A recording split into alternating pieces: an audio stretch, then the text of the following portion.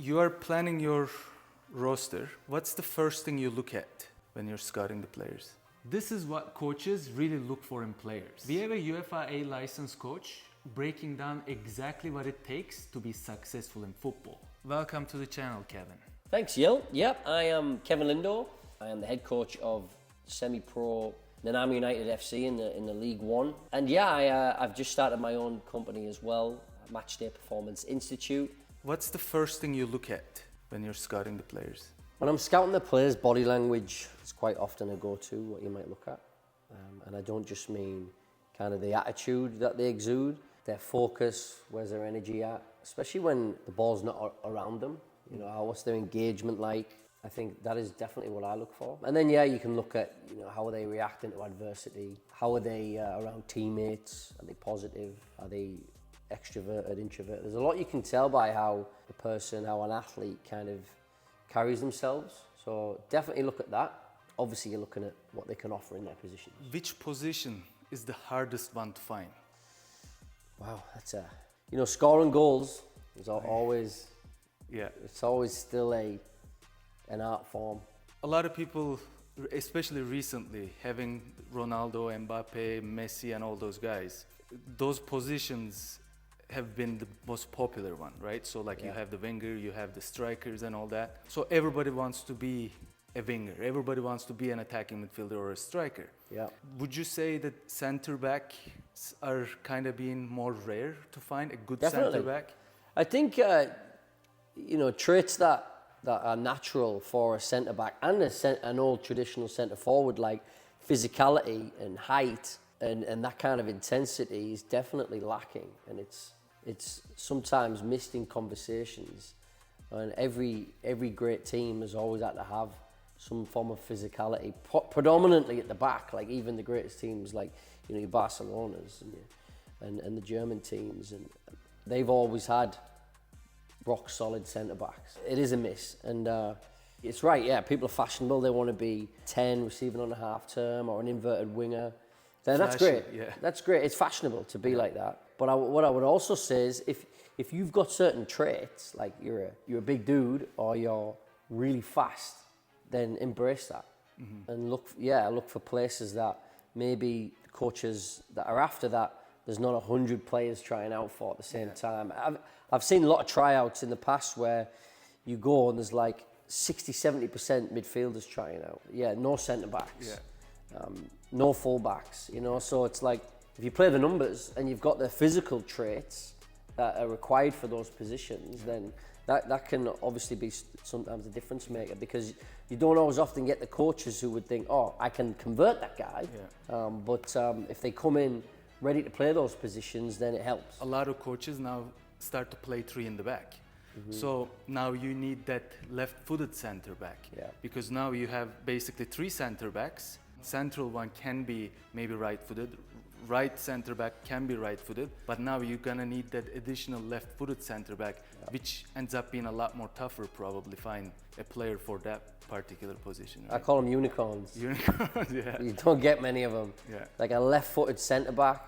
Not only a left-footed centre back, but one who actually likes defending, who likes getting on the ball, is willing to take those risks, can take those positions in field where you get that overload, and they can also hit a ball in behind as well. Yeah, they're hard to come by. But everybody, believe me, when I go to events, every coach is after a left-footed centre back. I bet. Yeah. You have tons of players probably coming to your tryouts for the university or for the League One. Not all of them will be able to make the team. What do you suggest to those who can't make the team? You need to ask the right questions, not only to the coach, but to yourself as well.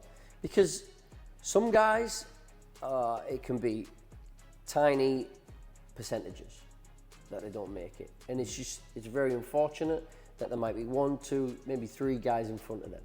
And that's just the nature of sports. And that can be very unfortunate for the guy. But what I would say is, if you show coachability, so you show that you're willing and able to work on things and willing to put the time in, and you show that to the coach and you ask the coach what they need to work on, then I think that will definitely give you bonus points, if you like, and help you with that process. But then the flip side, there might be some guys that are nowhere near, but maybe have an opinion that they should be there. So they need to ask themselves the questions of, okay, well, look at the standards. Look at the standards of the guys in the team. Look at the levels those guys have played. What level are you currently playing? Is this for you? Yeah. Is it a different route you might try, or maybe you should level your expectations? There's a lot of little mistakes that players make in tryouts as well. Yeah. One, greeting the coach. Yeah. It's so simple. Greeting the coach, can I help with anything? It's massive, it goes a long way, and it puts you in the coach's head. Depending on what program you're trying out for, they might have 10 video cameras, 30 staff, analysts, testing equipment, and they get a big profile and a big picture of everybody. That's your high level. However, at the lower end of the level, we might not have that. You might have 1 or 2 coaches looking at 50 guys, and everything's on the eye. It becomes very subjective then. Yeah. So you want to stick in the coach's mind. How do you do that? Well, a first impression is huge. Just in life, having a first impression in anyone goes a long way. And then secondary, you have to strike the balance of being open and inquisitive, but not coming across like you don't know anything. Yeah. So don't say you play every position, because then you sound like you never played the game before. You can't be going in a high-performance environment and say you can play anywhere. Yeah. But you can say, look, I have experience here, left back and left wing, but obviously I'll play anywhere for you, but those are the experiences. It's better to show it that you can play multiple positions without actually having to say it. So like if you go to a coach and say you can play anywhere on the pitch, kind of gives more broader approach for the coach, right? Yeah. But if you can show it, like let's say you say that you're a winger at the tryout, but the player comes and you see the speed, you see that defensive work rate, and as a coach you might think, oh, this guy might be a better fullback than a winger, right? True, yeah. But no coach goes into a tryout, not to my knowledge anyway, looking for a utility player. Mm-hmm. They don't think, okay, who can play all these positions for me? Yeah. You might think that afterwards. You might see a guy who's very athletic, very coachable, just like you said. Yeah. You think, oh, you know what, I'll bring him in because he could play anywhere, and he's fit and he's keen. But you think that after the fact. To start with, in a tryout, you're looking for guys who are going to do jobs. And as depressing as it sounds, the higher the level you go, the more work it is. We're going to look at our piece of paper, and I'm looking for a centre mid. Who can get the ball under pressure? Who can ping a ball? Who can switch the play? Who can play one touch in tight areas? So those are the traits I'm looking for. Just like you would of a striker, who can create chances, who can score goals, who can hold the ball up. So we're looking for players who do jobs. You've got to walk that careful line of being impactful, but not making silly decisions on the ball. You can be easily tossed out of contention if you're making the coach look like you're a selfish player. Yeah. You know, and then there's the flip side of that. So many players go to tryouts and they're not seen. They let the game go by them, whether it's nerves or whether maybe they didn't get on the ball as much. You know, you often see the left side winger doesn't get the ball because they haven't got a midfielder who's left-footed or a centre-back who's left-footed, so they're always going to the right, you know, so the left winger or the left-back's never getting the ball. When you're scouting or choosing a player for your team, what wins for you? Natural talent or coachability? Well, of course, the alignment of it all. Yeah, that's a perfect world. That's when you get your top pro players. Yeah. So natural ability is a funny one because, you know, there's a lot of research out there that really debunks natural ability because kids aren't born with soccer balls, right? However, they're probably brought up in an environment that for some reason or other creates an amazing athlete, soccer player, has an amazing desire, you know what I mean? So I think it's where nature and nurture clash to make these amazing perfect pros. Yeah, you know, yeah. When I read Maradona's book, the reason he had huge thighs was because he used to carry water to and from his village, right? You know, so those little things I find fascinating that really cultivates this player. Yeah. Some natural DNA traits are going to go against you big time, but some are going to go for you, especially if they align with your environment and what your culture is. Like if you're born in a footy-mad country, obviously that helps. Canada's got its own challenges and America has its challenges. It's growing though, it's growing. It's growing, of course. Yeah. Coachability, well, I think, you know, I'll align coachability with motivation. Motivation and commitment trump everything for me. Because, you know, the old saying of hard work beats talent. You have to be committed and motivated to work hard. But don't you think that there has to be obviously some natural talent? Because there can't be just nothing. Some people it just happens to not being able to even kick the ball. But when do you know that that natural ability is enough to have, with good coaching, that something can be done? That's like a fine line where, yes, there's a lot of talented players. There's a lot of talented players lacks motivation or lacks the coachability. But there's also a lot of people that are coachable, but there is almost no natural talent. Well, I think that it's a moving target all the time. Yeah. So, for example, you and I, a lot of us have met people who could have gone on and do much better things. Because of their mindset, it's limited them. So the reason I say it's a moving target is because these folks have a lot of talent and they have some drive and some motivation, but it will only take them among top of their peers. And this is when it's this is all to do with ego, right? And there's a lot of research behind this self-determination theory. What they want to do is they want to be better than me and you. They want to be better than us, and they're happy with that. They're the big dog in the pound, and they're good with that. They don't want to go on and on and on and on and on to see where they could get, because that would take going out of their comfort zone, probably seeing adversity, not being the top dog, extra stuff. Yeah. They don't want that, and we see a lot of that. Yeah. So they have got a certain amount of motivation, and they're probably fit, they're probably in the gym, but they don't have that extra bit that probably in pro environments, there's guys who are less talented but have them extra levels to get there. I definitely agree with that, because growing up playing in Turkey, I've been around a lot of players and a lot of talented players. Super talents, maybe some of them you can say. I know that those players that are really talented, I would say none of them made it. So they made it, like they played third division, maybe fourth division, whatever. But those are the ones that I never would have thought that would make it. They made it. They played in the Champions League. They played in the Europa League. But they didn't have the most natural talent. They didn't have a lot of extra stuff. Yeah. But they just worked. They worked really hard. I would go home from practice. They would be at the gym. Well, yeah, and you know that's their story is they would have never been who they were unless because they were becoming second and third. Yeah. That became who they were, and that became their fire and motivation. Whereas more talented guys and girls, they might feel they're on a one-way ticket to the pros or to the highest level. Yeah. And we all know it doesn't work like that. No. And it all ties in as well to maturation in the game. How many people have we known, like the guy at 13, 14 who has a beard and thighs, like, like Ronaldo, and he's getting in all the teams and getting picked? Well, there's a ceiling to that because he's going to get caught up. Yeah. And unless he has a growth mindset as well, then that's what happens. And we all know it's, 0.1% of people are going to make it. And that even happens at the very high level too, even though if the players are already playing in the best teams, like Paul Pogba, for instance, right? He had the potential to be one of the best players in the world, maybe. Yeah. But that kind of what separated him, his downfall from all the ones that actually made to be like Mbappe, right? Like he has the most likely ego. He has that natural talent, but he must have had that extra discipline and the motivation to not stop where they were. From back in my day, players that I've been around, thinking that those ones, they were extremely talented. I feel like they had the thought of they've done it already, like they have everything.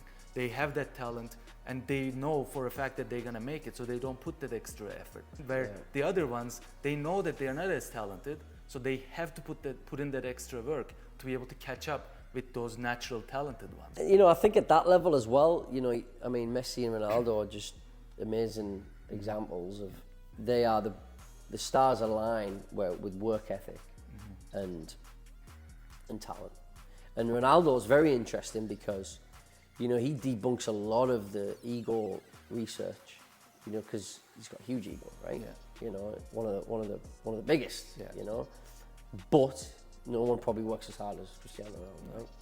You know, so, you know, he debunks a lot of that. Yeah. Another thing as well is when you get to a level where even like university level, going into right down to pro level, people don't realize it's not just kicking a ball around.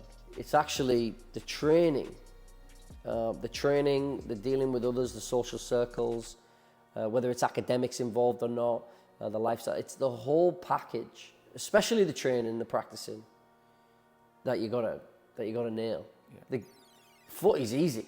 Yeah. Anybody can turn up and play footy, especially if you're talented. Yeah. You know, that's a given. It's the practice. An old pro once said, you know, we don't get paid to play the game. Yeah. We get paid to practice. That's right. Because anybody's going to play for free. That's right. Right? That's what you get brought up doing. And which brings us to your program as well. Yeah, Matchday Performance Institute. It's my business where we're reaching down to the younger athletes, keen soccer players, teaching them about these characteristics and responsibilities that you really need to embrace if you want to play at the higher levels, university, semi-pro, pro, that it does get a bit of a job.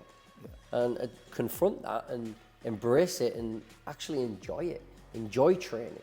Enjoy going to the gym, having a purposeful routine, and becoming knowledgeable about your positions, what you put in your body, what lack of sleep will do, what good nutrition will do. So we're creating an array of services, including a full-time soccer school program that will provide these opportunities in these environments for young athletes. It's a good time to be in the game in British Columbia and also Canada and North America especially, with our pro leagues aligning. We can now say with a straight face to young footy athletes that there's an opportunity here. If you want it, here's some steps. Yeah.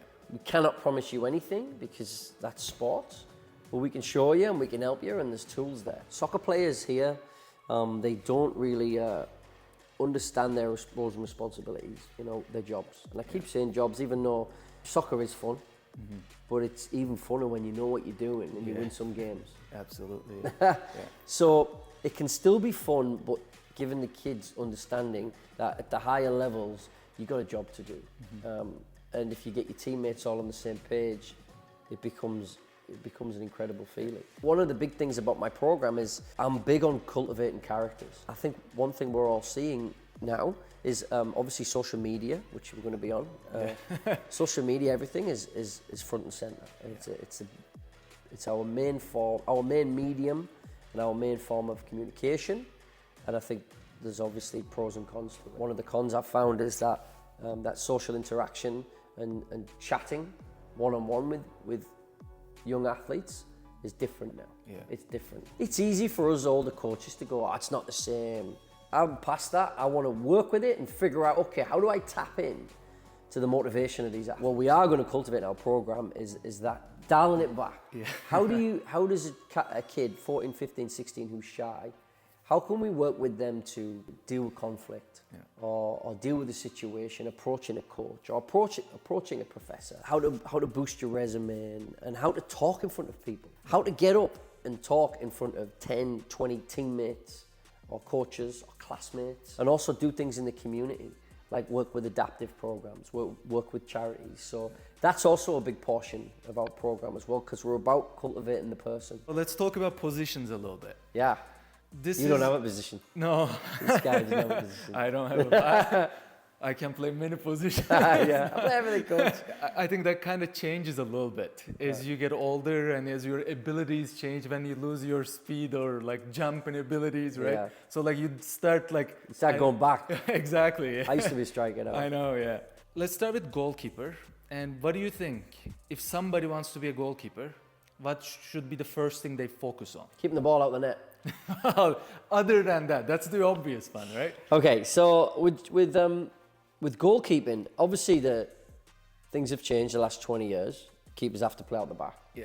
Even if it's a team who are not very good at playing out the back, they will play out the back. Yeah. So keepers are going to have to, they need to be involved in the rondos. They need to be involved in juggling, controlling, passing, in addition to your shot stopping. Yeah. Your shot stopping, your catching, and your footwork has to be front and center when you're a young goalkeeper growing up, and then you start on dealing with crosses, catching crosses, positioning, coming out 1v1s. Yeah. Same with set pieces. Like, how many guys on a team have we known who will not mark and will not jump and will not battle with and it kills you. They have a mentality where they want to duck out and they don't want to be Same as a keeper who doesn't want to put himself out there. Yeah. How about centre backs then? What are the things that centre backs needs to focus on? It's very similar to keeping, the fact that you've got to be comfortable playing short, playing around the sides, obviously looking to play balls in behind as well. So distribution, first touch is key, but also understanding the basics of pressure cover balance, when to defend, when to support, how to engage in a 1v1 battle, 1v1 duel. Absolutely. I find the commitment is the big issue with the centre backs. If you hesitate, if you should go to that ball, or if you should hold back, right? That's where I find the biggest problems comes with centre backs, because now if you commit to a tackle, or if you commit to a header, and you don't win it, now you're losing your position, right? I find comes with playing the games rather than training for it, because it's more of an instinctual process. I think it's instinctive, and I also think it can be trained as well. There's a lot of guys who are instinctively good tacklers, and they have really good spatial awareness. Yeah. And there's also guys who really need to learn to train how to. There's two things that kids should learn when defending. One is proper mechanics, which is never coached and very underutilized. Yeah. Like how to actually drop back. You can't be turning around and running. No. Everything's got to be shuffled on the side, using your hips to turn, making sure you opened out to the attacker and also the ball. So mechanics is very important for a centre back, because that also allows you to conversely set attacks to jump for the ball. It's something that's hardly ever coached, that I see anywhere in the grassroots environments, and might be two of the most important things for a young centre back, because without those things, it's very hard to learn the next stage of defending when you get older in better environments, which is doing all the work when the ball's away from you. Talking to your units, your midfielders to screen, your left back to tuck in, all that stuff to stop the danger, to limit the danger before it happens. And then bringing your unit up, bring your unit down. Yeah. That's one thing I look for when I'm trying to recruit a centre-back. I just watch them off the ball. What are they doing? What are they saying? And if they're just stood, kind of looking at the sky or watching the ball and not saying anything, doing anything, moving, then they're not ready for the high level yet. I always say in most of my videos, when it comes to me talking about the centre backs, the leadership. I think a good centre back has to be a leader. No matter what your level is, if you want to step up to the next level, if you are not a leader in the team, if you are not communicating, you can't be a good centre back. And when it comes to the instincts with centre backs, I find before instincts, I think a centre back has to know themselves. If they're super slow, right? Yeah, 100%. Then you don't commit as much as the other centre back who's a bit faster, right? What about fullbacks? Fullback's another interesting position that has evolved over time. I think fullbacks, you're still looking for a somewhat of a profile, someone who is quick, someone who is really determined and dogged in the 1v1 situation, whether it be defending or attacking. These days, you're also looking for good footballers. Yeah. Because teams are playing inverted fullbacks and stuff like that. So that type of characteristic in a player is always beneficial as well. Having the ability to cross the ball. Yeah. But I think what's really important now at fullback is really to understand triggers and react instantly. So what I mean by that is if you are playing an inverted winger or a winger who tends to come in and out, then that fullback has to interact appropriately with that winger. Yeah. A lot of teams work on opposite movements, so if a winger goes out wide, you'll get an underlap from the fullback. They have to know and understand when to do that. If a striker comes and drops, then the fullback has to know, before he overlaps and gets gone, has to know if that possession is locked in. Has the striker got it, or is the striker in a position to flick on? Because what you see a lot of teams is the fullbacks go and the possession starts to develop and it gets lost in midfield. You see it even in the highest level right now, the Premier League. It gets lost in midfield, turned over, and it's a 3v2 on two centre-backs. Yeah. And a goal scored. So, and that can be the fault of maybe the system, fullbacks bombing on no matter what. Yeah. Or maybe the fullback didn't read that it was on. The far side fullback maybe went too far, didn't read that actually possession wasn't established yet, went, got caught, and then they nick him with a goal. So they need to have a good tactical understanding. Yeah, absolutely. Yeah. Yeah. They have to be an unselfish player. Yeah. Because fullbacks are out there to either take space or really cause a problem for the opposition. And conversely, you know, they tend to run the most in the team. Yeah. Them and traditionally centre midfielders. So you have to have a good gas tank as well. Especially now with most of the fullbacks playing the wing back. Yeah. Now that makes it even more challenging for a fullback. And then wing backs again have to have a really good understanding tactically. Yeah. Because some teams will play an outright back five where they drop and they're marking up against their fullback. Or some team will drop in a five, but actually it'll be higher where the wing back will actually go and take on their fullback as opposed to their winger. You know, so again, they need to be tactically astute and understand those triggers. I think one of the most crucial positions on the pitch is the CDM. And CM. What do you suggest to people that wants to be CDM or CM? Well, it's interesting, you know, they call it a central defensive midfielder, but the six, as we all know, has been the playmaker of the last 15, 20 years, the quarterback, if you like. They're not known for the defensive breakup of the play. They're known more for getting on the ball and making plays happen. And at the highest level, they have to do both, right? You look at Rodri, he does both to a world-class level. But still, just like a keeper, most teams, if their identity is to dominate and play out the back, they're going to need centre mids who are good on the ball. So I would say you have to be good in tight areas.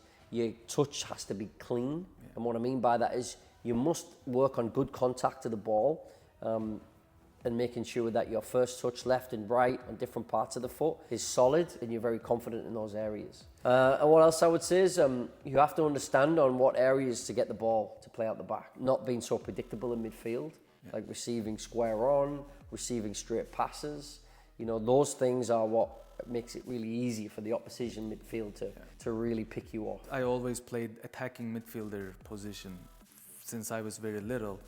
But when I got older, I got slower and started playing the CDM position. What I find really tough was, of course, always having the pressure on your back, right? So you have to receive the ball when you have a couple of guys behind you and not allowing you to turn with the ball.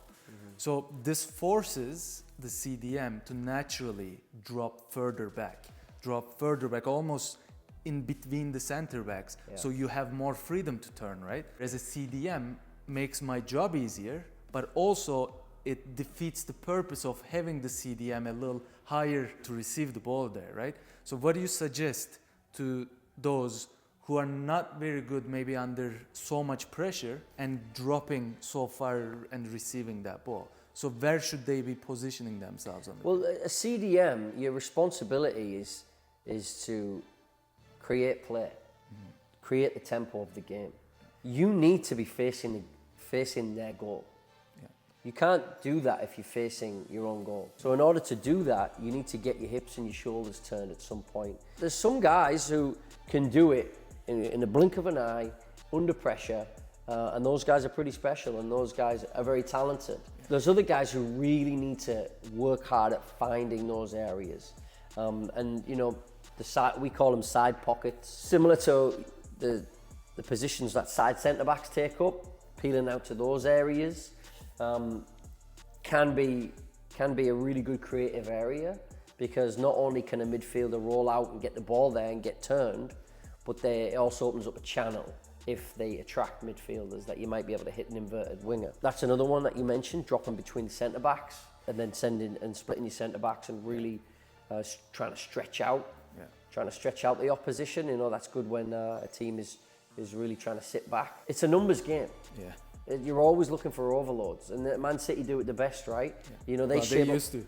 Well, they used to, yeah. Well, they're suffering because they don't have those guys in there, because they work on overloads all the time, so they match up differently to when they're playing a front two or a front three, because they're always looking for numerical advantage, whether it's a double pivot or a single pivot, or the high box. They'll play box midfielders as well at the top, underneath the striker.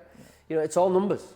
It's all geometry and a numbers game. So I would say, like, a holding midfielder, obviously you've got to be dynamite with your feet, and but you've got to understand spatial awareness and quick movement to get in those areas. And you've got to have the ability to mix it up long and short, like drive a ball across the field, drive a ball in behind, and play 1-2 touch in tight areas. What I try and work on with my midfielders is, listen, you're either creating or you're vacating.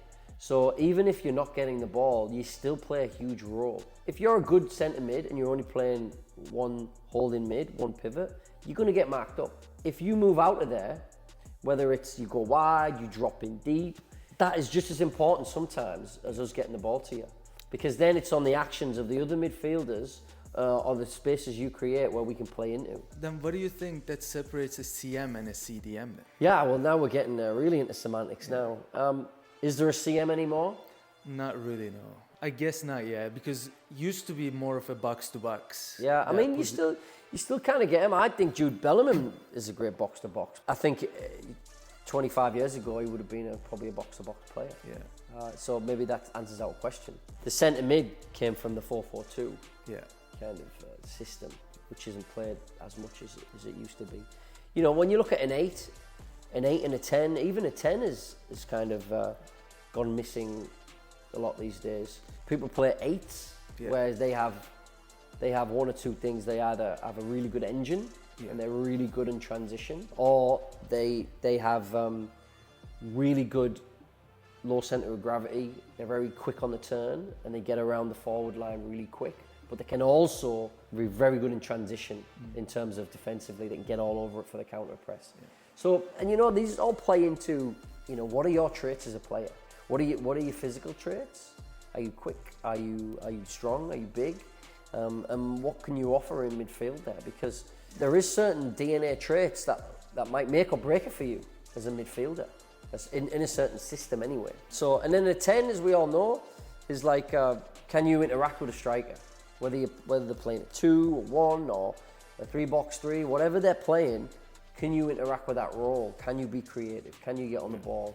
Have you got the gas tank to get in behind on a regular basis? So yeah, I mean, and then receiving. We haven't even spoke about that. Receiving in between the lines. Yeah. You know, it's a hard thing to do because not only have you got to drop in at the right key times, but you've got to make sure that your touch is really clean on the half turn and you're checking your shoulder, and you can't start checking your shoulder at 18 and now you're amazing at it. No, you've got to be doing that when you're 10, 11, 12. Yeah. It has to become a habit. Yes, as a CDM, you have to find the gaps, you have to create the space, but I think it's way more important for attacking midfielder, because I find attacking midfielder is probably one of the most isolated positions by the opposition. I guess it's like a natural, the opposition thinks that the attacking midfielder is the guy that creates the game and like find the gaps, find those passes and everything. It's super important for attacking midfielder to be able to find the space. And how do you think an attacking midfielder should do that? Like personally, when I used to play the attacking midfielder position, I shifted wide. I always shifted wide because that's where I got the space, right? Yeah, I was a bit of on the lazy side playing the attacking midfielder position, but in a modern day that kind of changed a little bit. So you can't be a lazy attacking midfielder anymore. Your work rate has to be quite high, maybe more like higher than any other position on the pitch. So what do you suggest that attacking midfielder should do to find the gaps? Well, attacking midfielders, I think you need to understand what your style of play is in terms of the team. What's the identity? What are they looking to do? If they're looking to hit balls over the top, then like I said, you either need to do one or two things. You know, I need to get the seconds in and around your striker, or you have opposite movement, your striker drops, you go in behind. And that's kind of more of a direct team, or maybe a team that works in transition more often. However, if you're a team that really likes to play through the thirds, and then you're the guy they're looking for to get on the half turn, and the best players will find space. Usually for an attacking midfielder, you kind of have a bit more license. Your role is less rigid because you get to roam in between the units. If you're against a team that's very ill-disciplined and they're all over the map, that's great for you. You should be looking to pick them off with balls in between the lines all the time. If you're a team who is very rigid, you know, hard lines to break down, you have to really try and drag out them centre back. Can you provoke them centre-backs into areas they don't want to be? Just in front of their normal positions, right in behind the midfielders or wide. And then also, against a high press or a really solid defence, you have to understand when to pick your moment. So quite often it's one touch here, bouncing it off, bouncing it there, moving around. Then all of a sudden you've found space and now you can turn an attack. But you have to almost be looking for them opportunities constantly before you get that Hollywood opportunity where you can turn and go or make a play. Here's the position now that you said at the beginning that it was one of the hardest ones to find, a good goal scorer. What do you think about the strikers then? Well, not only just a good goal scorer, but you know, we've lost the old school number 9, obviously, is target man. Is unfashionable, right? Yeah. But again, you know, look to your DNA, look to your traits. If you're a big person with who's strong, has a tough mentality, and you can put the ball in the back of the net, then you might be a good striker. But like anything, it requires training, especially at the higher levels. So understanding how to hold the ball up, I find, is a big miss along a lot of kids. They think they can just stand there and not expect the centre-back to want to fight for it, want to win it. Understanding your physical traits and how to deal with them and how to get the best out of them.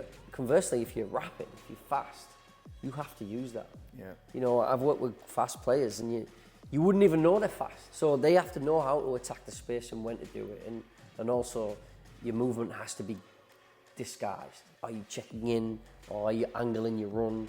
Are you going across the defenders as opposed to just running straight and a good centre-back will just have you offside every time? I got a question for you then.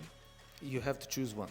And I know this could depend on the tactics for that particular game, but if you had the option, you have a really good target man, and you have a really fast striker, which one would you choose? Oh, that's a good question. They can't have both. Can't have both? No.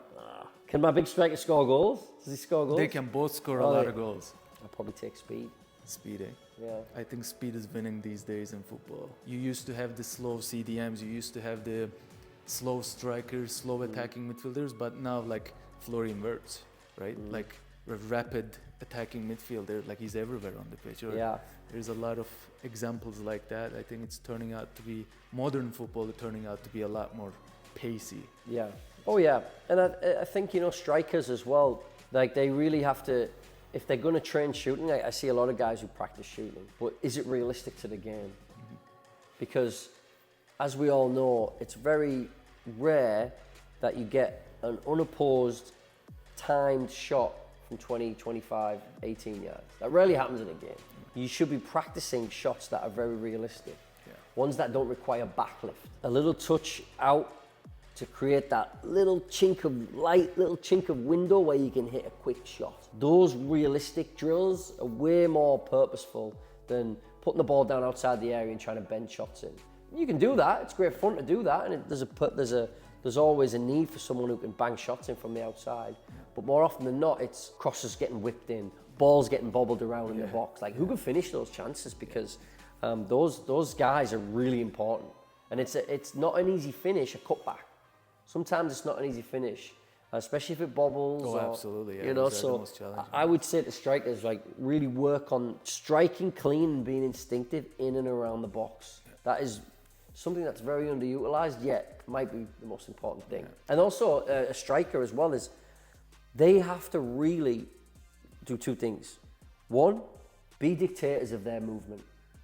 Okay, do not let a centre-back boss you around, push you up all the time. You should be constantly trying to drag them out, drag them forward, make them play you one side. So that's one thing. The second thing, you have to create a relationship with the guys who are going to feed you. Yeah. Who's going to assist you? Who's your go-to guys? Whether it's your 6, your 10, your wingers, wherever the bullets are coming from, you need to have a relationship with those guys. And that should happen on and off the field. Yeah. Off the field, chats like this. Oh, where do you like the ball? Do you like it inside? Yeah. How do you want me to see that? Maybe we create a little code between you and I. And then secondly, just simple communication on the field. Like, I always try and coach the wide guys. Before they whip it in, they're going to look up. That's just natural. They touch out their feet, they look up. When they look up, they need information. And the striker should be telling them where they want it. Yeah. And once that happens, they get their head down and they go to cross it. Well, as that's happening, there should be a fake movement to throw off a defender, and then the attacking movement into the area where you've just pointed to. And you've done your due diligence there on trying to attack that area. Might not always happen, but I guarantee with more of a relationship with your providers and those communication elements, you're going to score more goals. I watched Lewandowski and Kane recently a lot, and what they do is stretching. They're always offside. Yeah, initially. They're dictating. Exactly. So they're making that line closer to the opposition's net, and that's super important. Where I find a lot of young players who wants to play the striker position struggle with that, and they think like, oh, I'm offside, I can't go there. In the back of the center back's mind, there's a guy behind them. They don't want that. They want to naturally just want to follow, right? So you want to do that. You open up more space for your attacking midfielder or your inverted wingers to come and receive the ball with more space there, right? Yeah.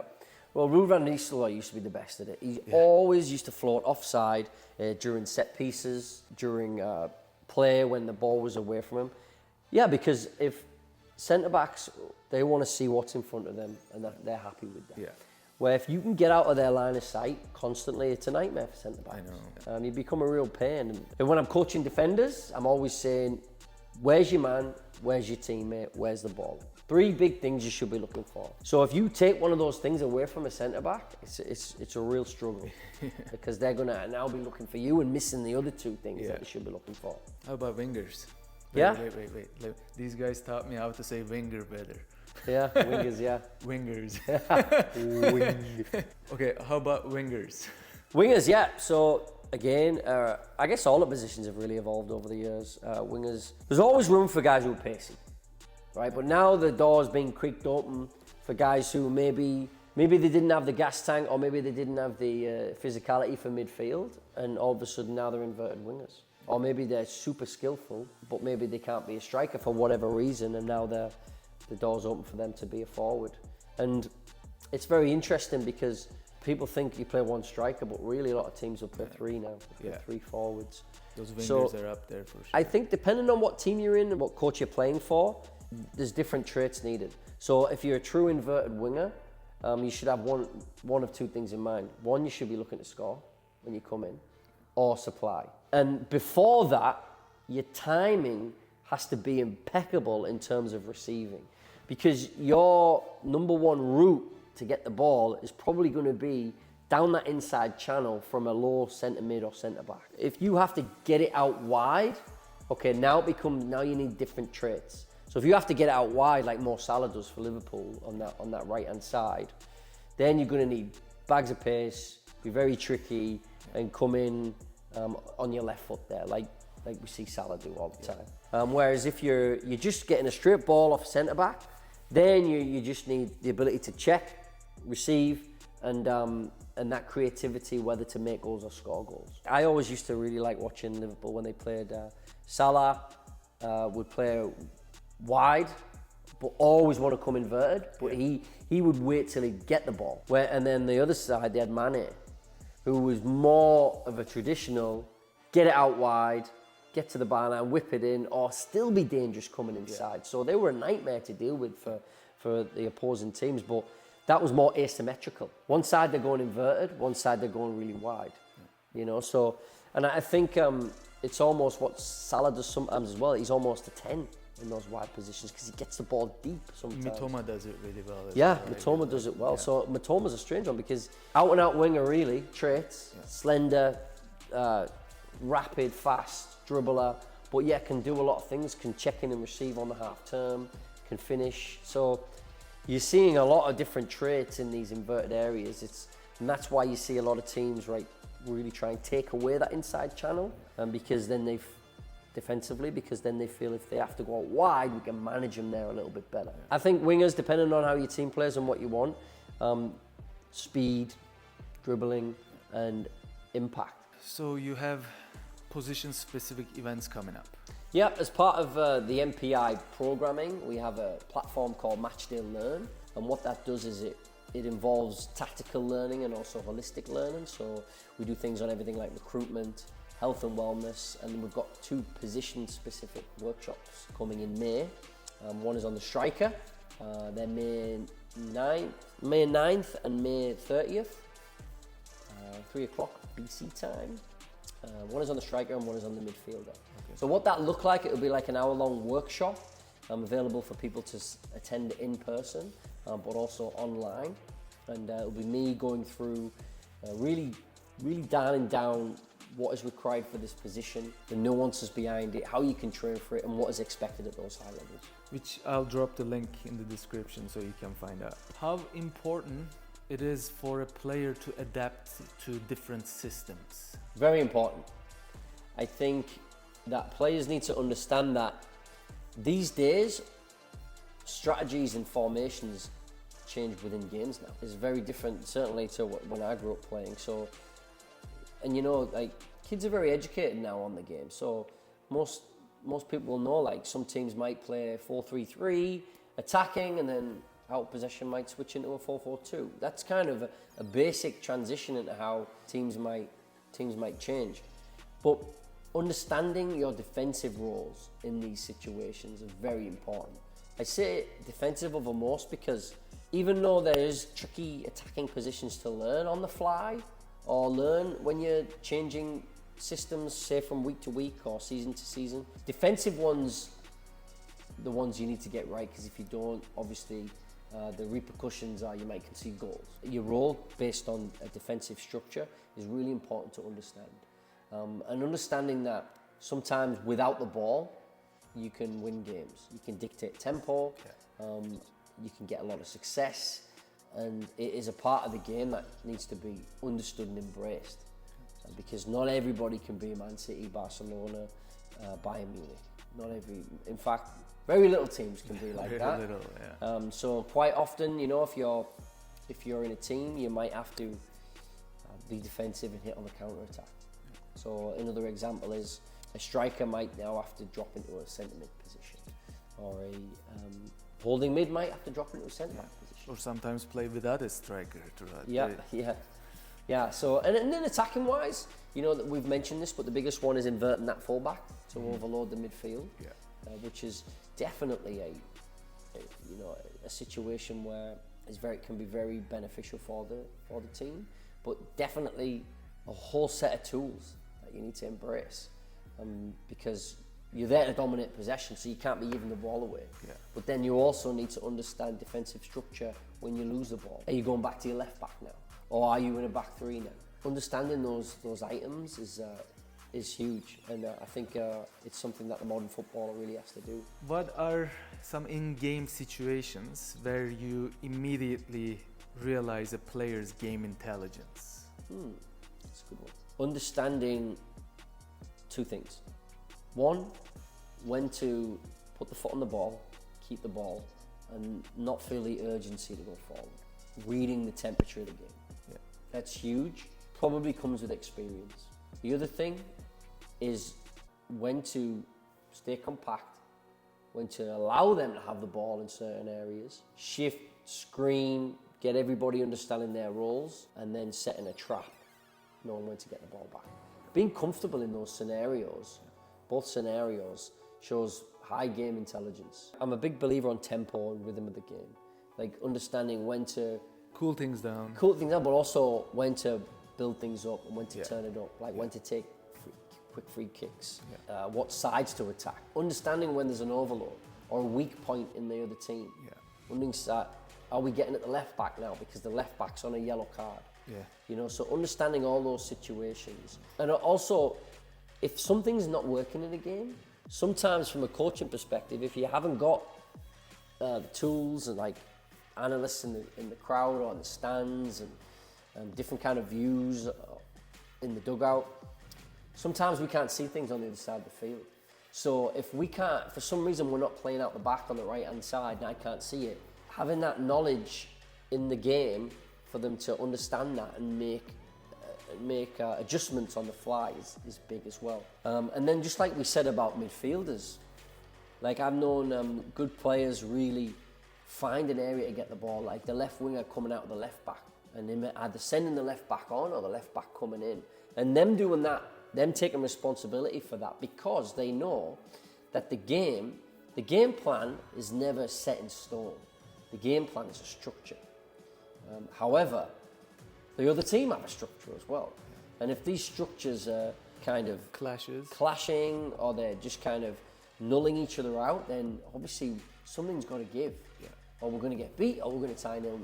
So something's got to give, and it's up on the players sometimes in game mode to really act upon that. And then it's up to coaches, obviously, to gain that information and then try and make changes when possible.